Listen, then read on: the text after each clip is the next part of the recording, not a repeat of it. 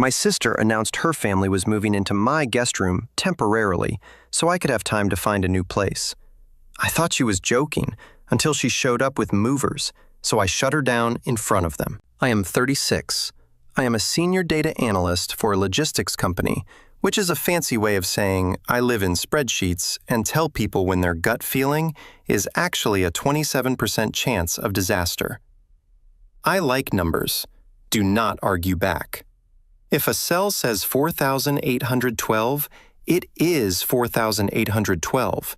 It does not become basically 10,000.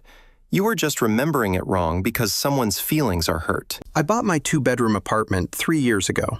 Purchase price for $112,000. Down payment, $82,400. My monthly mortgage, including homeowners association, taxes, insurance, $2,186. I know these numbers the way other people know their children's shoe sizes. I am the oldest of 3. My sister Mia is 34. My younger brother Kevin is 29. Our parents had us young and chaotic. There was always some bill being figured out and some envelope of cash in the kitchen drawer that was already mentally spent 3 times. I was the kid who lined up the overdue notices by due date. "Daniel, you are so responsible," my mom would say, handing me the grocery list and her card when I was 13. "You are like a little adult." That sounds like a compliment. It is not. Fast forward 20 years. Mom still calls me to ask, "Can you just log in and see why the utility bill is so high?" Dad still pretends not to understand online banking. Kevin forgets to pay me back small amounts that somehow add up to 4 figures. And Mia discovered that I will always try to solve it if a kid is involved. She has 4 kids, 10, 8, 5, and 2. I know their exact ages because she calls me to vent about how expensive everything is now and ends every rant with some version of, "You do not get it. You only have yourself to worry about," which is half true. I do not have kids. I have a job, a mortgage, and a tendency to say yes if the word eviction is even implied in a sentence. 2 years ago, she called me sobbing.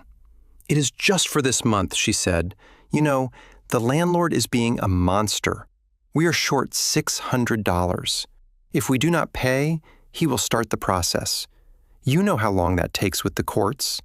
The kids cannot be homeless. Dan, I transferred $600 that night, then $400 the next month, then $300 just to catch up on the light bill. I started a spreadsheet called MIA Loans because that is who I am. Over 18 months, the total quietly climbed to $7,240.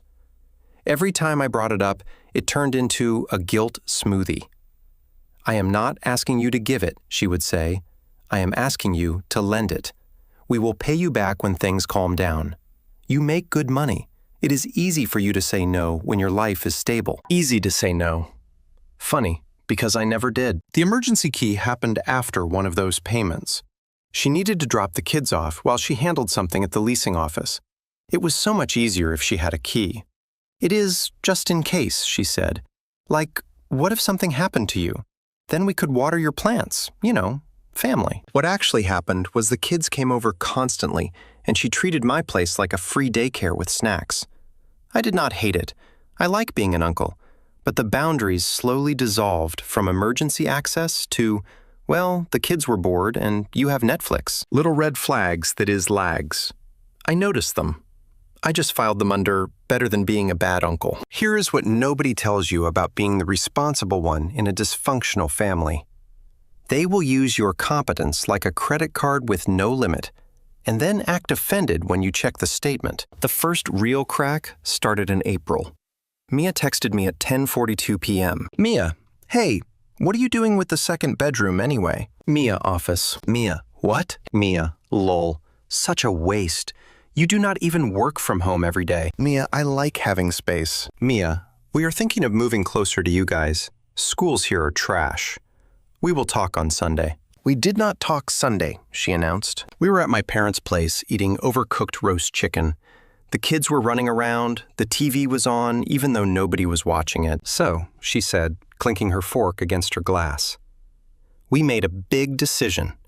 We are moving in with Daniel for a few months. I actually laughed because I thought she meant nearby, like in the city. Into my apartment? I asked. Into your guest room? She corrected like I had misnamed my own property. Just for 3 months, max, until we build up a buffer. The landlord here is raising our rent to $2,000 to $200. It is insane. You are paying your mortgage anyway. That second bedroom is just sitting there. Everyone looked at me like I had been told I won the lottery. My mom literally said, "Oh, that is perfect." But before I had responded, I had not agreed to that, I said slowly. Mia rolled her eyes. It is not a big deal. We will cover utilities and buy groceries. We are not asking you to pay for us. You do not get how desperate the rental market is with 4 kids. We just need to breathe. Her husband Marcus jumped in.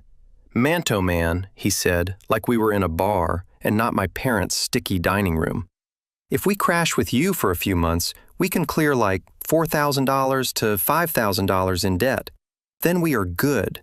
You know, I am working on getting more hours. Marcus, working on getting more hours, had been the same phrase for 3 years. Small red flag. They were talking like the plan was already in motion. Big A, bigger one. My parents were nodding along like hosts of a daytime talk show. You guys should have talked to me first, I said. We knew you would overthink it, Mia said. You always do. This is simple. Family helps family. We already told the kids. They are excited. They call it the big sleepover. Do not be weird, I said. Actually, I am. I am moving. I was not. It was the first thing I could think of that might slow her down long enough for me to put everything in writing. That line, do not be weird, has been used on me since I was 6. Translation, ignore your own discomfort so I do not have to feel mine. In their version of the story, I was lucky and selfish with space. In mine, I was being asked to become a free, indefinite landlord to 6 people in an 850-foot apartment I bought with my own money. I went home that night and opened a new spreadsheet. Tab 1, meal loans. Tab 2, monthly cost estimate if they move in. Groceries plus $1,400. Utilities plus $120. Wear and tear furniture, random kids stuff. Who knows? The thing that bothered me was not the money. It was the expectation that my boundaries were negotiable because I had been too scared to enforce them before. Over the next 2 weeks, the pattern escalated. Mia started texting me things like, I told the kids they will be closer to their cousins now. Can you send me your building's move-in rules? What is your parking situation? We might need 2 spots for a bit. I kept saying, but we need to sit down and talk about this. And she kept replying with some version of, do not stress, it is temporary. And then she posted on Facebook, big change is coming. So grateful for family who open their home when times are tough. #blessed. My aunt commented, you have the best brother. I had not agreed to anything. I started waking up at 4:47 a.m. with my heart racing. Picturing 4 kids lining up for my bathroom every morning and my office crammed with bunk beds and plastic toys. I pictured work calls with a toddler screaming in the background. I pictured becoming the story.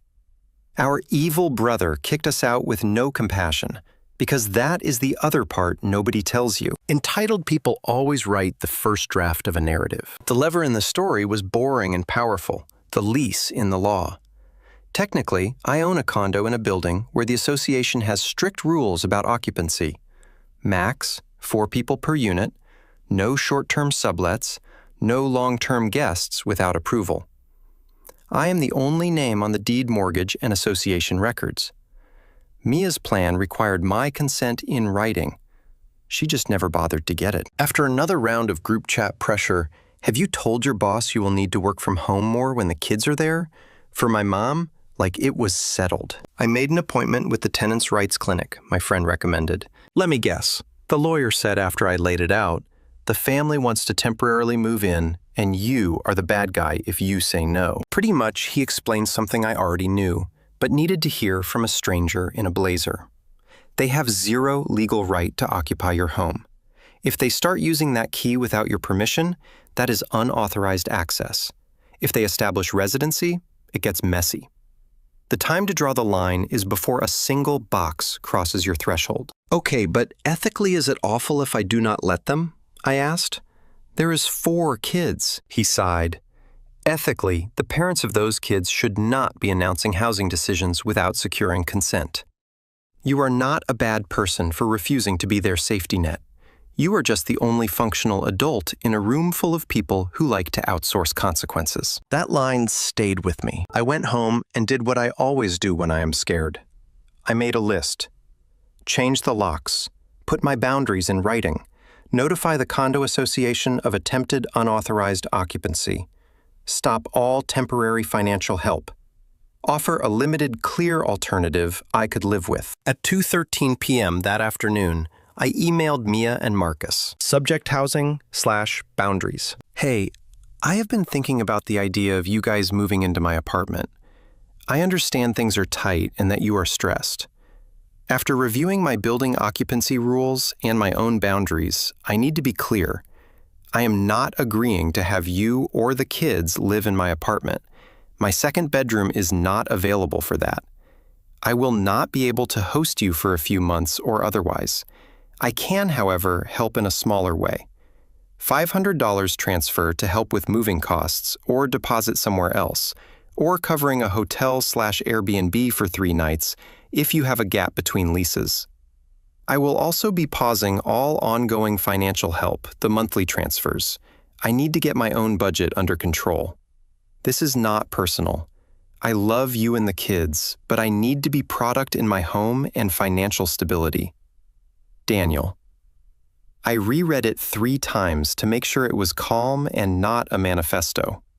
Then I hit send. 2 minutes later, the typing dots appeared. Mia, wow, so you are really doing this in an email. Me want to talk on the phone. Mia, no.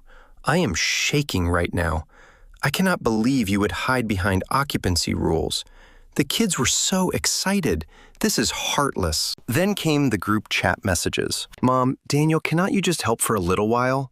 We raised you better than this. Mia, delete that. You are making me look like a beggar. Marcus, bro, this is cold. I did not argue. I just replied, I am not hosting you. I have offered what I can. That is my final answer. That night, I called the locksmith. New deadbolt, new keypad code. Only I knew. I also had him rekey the emergency lock that used the old key. 3 days later, I got the call from my neighbor. Hey man, he said, there's a moving truck outside with your sister. She just told me they are moving in with you. Is everything okay? Yeah, I said everything is about to be okay. By the time I opened my door that Saturday, the moving guys had a dolly loaded with boxes. The truck had 4 seasons moving on the side and a phone number. It was 10:03 a.m. Perfect timing. Because I told myself I would not engage longer than 30 minutes. Open the door wider, Mia said, trying to push past me with her shoulder. We are blocking the hallway. I stepped out and pulled the door mostly closed behind me. Stop, I said. It was not out loud.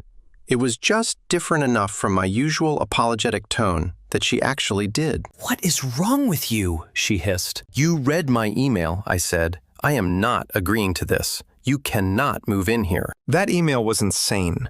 She said, you do not mean that you were stressed from work.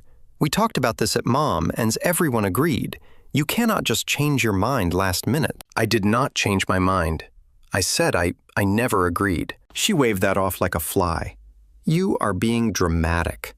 She said, the kids' stuff is already packed.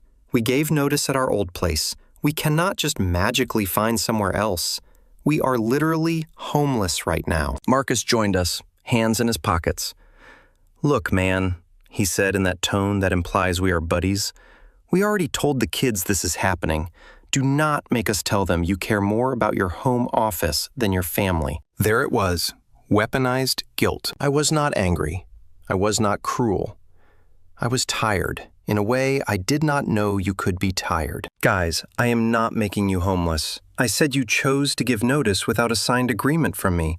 A lease somewhere else, or savings. That is not on me. Mia is eyes filled with tears on cue. You are really going to do this in front of the movers? She whispered. You are okay with my kids living in a car? The lead mover cleared his throat, staring very hard at a stain on the carpet. He had probably seen worse. I pulled out my phone.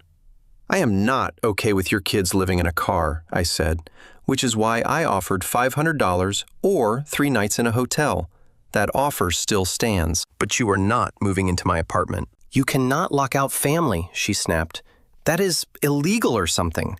I have a key. She held it up like it was Excalibur. About that. I said the locks were changed 3 days ago after I sent that email. You do not live here. You have never lived here. You do not have tenant rights in this building. Marcus stepped closer. Seriously, dude, he said. You called a lawyer or something? Yes, I said. I did. And I also notified the condo association that I am not having additional occupants. So if you try to force your way in or start staying here without my permission, security will treat it as trespassing, not a family issue. That landed in their version of the story. I was being a heartless rules lawyer.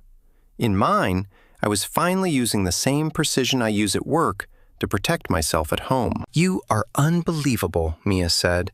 After everything I've done for you, after all the times I washed your dog, after all the birthday parties we invited you to, I almost laughed at washed your dog as a counterweight to $7,240 in temporary help. Instead, I said, I have transferred you just over $7,000 in the last year and a half. I have watched your kids. I have left work early to pick them up from school. I gave you that key for emergencies, not to unilaterally decide that my home is now your backup plan. I am not doing it anymore. That is not what happened, she said, voice rising. You are twisting everything. I pulled up my email and text thread. On April 3rd, you texted, "We are moving in with you. Can we?" On April 7th at dinner, you announced it to the whole family as a done deal. I sent you an email on April 15th clearly saying no and offering alternatives. You chose to ignore that and book movers anyway. This is not a misunderstanding. This is you refusing to hear no. Silence. The mover suddenly found reasons to check the inventory list at the other end of the hallway. Mia tried a new tactic. You are not well. She said, This is not you. You are having some kind of breakdown. You have been weird lately, always talking about boundaries and stress. Did your therapist put you up to this? Yes, I said simply. Therapy helped me realize I am allowed to have a home that is not a public resource. Her mouth opened and closed like a goldfish. I took a breath. My offer is this. I said, I will Venmo you $500 right now. I will also pay for a hotel, 2 rooms for 3 nights. I will even sit down with you tomorrow and help you make a budget and call some landlords. But you are not moving into my apartment today, or next week, or next month. So that is it. She said, You are really going to watch us drive away from your door with nowhere to go? Marcus muttered. We should have never told him anything under his breath. I looked at the movers, then back at her. You have a truck full of your stuff. What? I said, yeah. You have 2 adults with working phones and 2 sets of hands. You have options. You do not have my guest room. Not ever. You do not owe me anything, and I do not owe you anything. That was my killer line, I guess. Not revenge, just boundaries. I pulled up the hotel booking app on my phone and held it out. Do you want the hotel or not? I asked. She stared at me for a long time. I could see the math happening behind her eyes. If she took the hotel, she was tacitly admitting I had helped. If she refused, she got to keep the script. My brother left us with nothing. We will figure it out ourselves. She snapped. Keep your money. She shoved past me, hitting my shoulder with hers. It did not feel like anything. They told the movers there had been a mix-up with the building, and they would have to store everything for a few days. I heard Marcus on the phone saying, yeah, we will go back to my mama's for a bit. So they had somewhere to go. Of course they did. It just was not my place. I closed my door. Then I sat on my couch in the silence and tried to remember how to breathe like a normal person. The aftershock started about 20 minutes later. First, the family group chat blew up. Mia, well guys, Daniel just locked us out after promising we could stay. Kids are crying, no idea what to do now. Mom, what Daniel is this true? Your sister's saying you literally locked your door in their faces. Dad, this is not how we raised you. I stared at the screen for a second before I would have called, started explaining, gotten talked over, ended up apologizing for being harsh. Instead, I screenshotted my email and posted it in the chat. Then I wrote, I clearly said no on Tuesday and offered help in other ways. They chose to ignore that and show up with movers anyway. I changed my locks because the key was for emergencies, not to override my boundaries.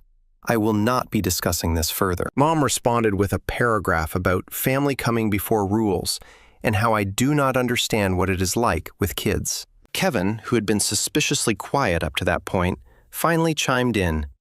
TBH, Mom, he has been paying for their stuff for ages. Maybe they should have asked first. I almost dropped my phone. Was Kevin defending me? Mia immediately texted him privately and then accidentally dropped a screenshot in the family chat because she is not great with tech, calling him a traitor. That helped. Over the next few days, the tactics rotated. Guilt. You are going to regret this when we are not speaking, and the kids ask why their uncle abandoned them. Anger.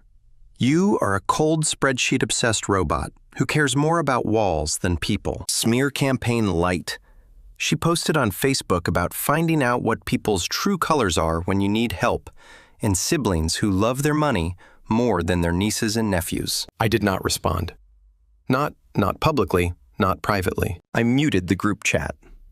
I set a filter so that emails containing certain keywords, disappointed homeless cold, went straight to a folder I did not open. The practical protections held. The condo association emailed me, confirming they had noted on my file that no additional occupants were authorized. Security knew the story. The locksmith is bill $1,189. Felt like the best money I'd spent in a long time. I canceled the recurring monthly transfer I had been sending Mia. It was $350.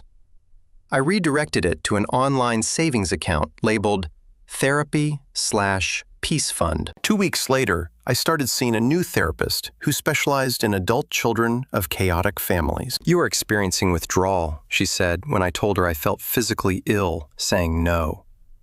You have been the fixer for so long that holding a boundary feels like hurting people, even when you are just refusing to be used. Am I the bad guy? I asked her. Bad for who? She said. For the family system that relies on you to absorb all the consequences? Yes. For yourself? Absolutely not. The immediate chaos slowly turned into a cold war. Mia stopped texting. Mom sent me articles about the importance of community with no comment, just the link. Dad called once to say, you know, your sister is hurting. Then quickly changed the subject to sports when I said, so am I. I kept paying my mortgage. I kept using my second bedroom as an office. I slept through the night more often. The funny thing is, the world did not end. 9 months later in January, I ran into Mia at a mutual friend's kid's birthday party. First time we had spoken since the lock incident. She looked tired, but functional. Kids running around with cupcake faces. Hey, she said, how is the place? We found a townhome farther out. $2,500 a month. Marcus's mom co-signed. We are managing. After a long pause, she sighed. You really blindsided me that day. I sent you an email, I said. Yeah, she said. But you have always caved before. I thought you would come around there. It was finally honest. They had not misunderstood me. They just assumed I had folded, like usual. In my head, I said that day was me not blindsiding myself. I stopped pretending I was okay with things I was not. I stopped letting temporary things become forever because I was scared of being the bad guy. The kids miss you, she murmured. I miss them too, I said. I am happy to see them. I am, just not going to be responsible for housing 6 people again, ever. That is harsh. Clear, I said. Not harsh. Clear.